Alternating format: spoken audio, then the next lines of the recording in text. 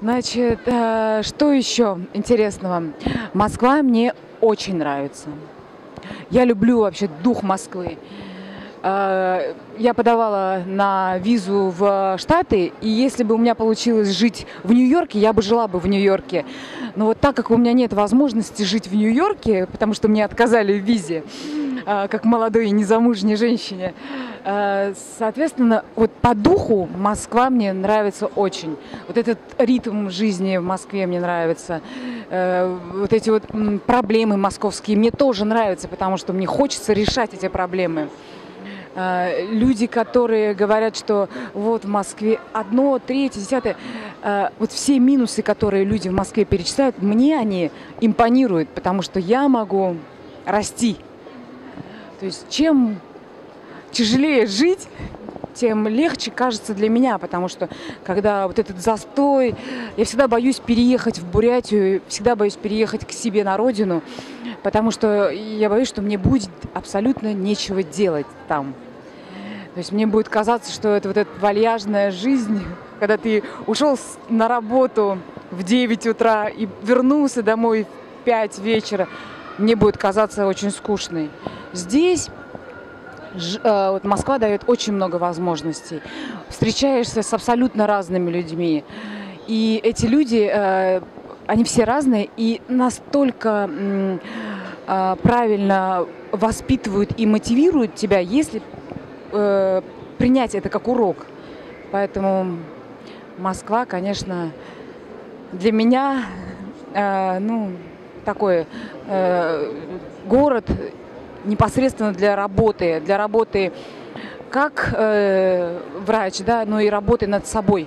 Потому что когда ты встречаешь агрессивно настроенного к тебе человека, допустим, националиста, да, так как мы узкоглазые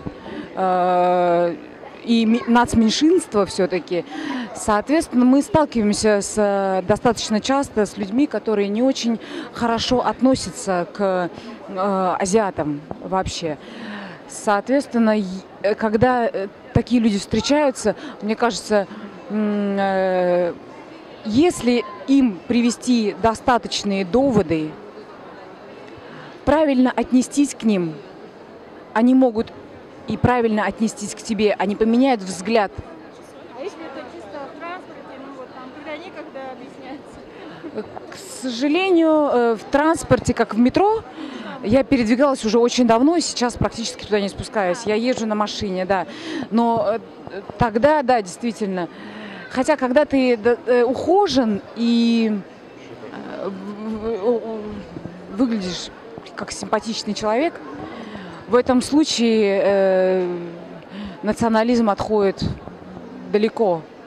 Потому что человек, который относился к тебе как нацменьшинству, начинает разглядывать, в чем ты, начинает разглядывать, как ты накрашен, да, то есть он уже, наверное, оценивает тебя с другой стороны, а не оценивает тебя как азиатку.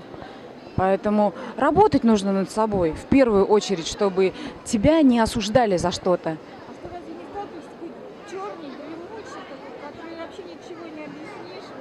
Бывают и такие, но вы знаете, когда я ездила в Тыву, я работала в Тыве какое-то время, ко мне приходила женщина однажды, вот этот у меня очень яркий пример национализма.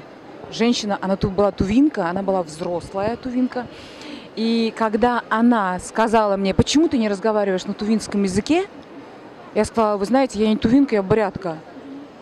А она говорит, то есть она немножко оторопела, но все равно через секунду она сказала, неважно, ты здесь находишься. То есть вот этот настрой с ее стороны меня коробил больше, чем здесь коробит национализм. Поэтому я встречаю здесь, наверное, разный контингент в связи так как я работаю с людьми. Я встречаю и очень богатых людей, я встречаю и очень недалеких людей.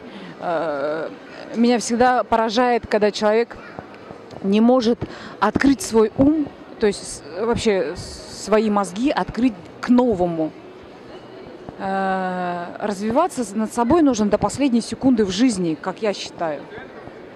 Поэтому это же делаю и я. То есть если человек готов дать мне урок или же, то я готова. Да.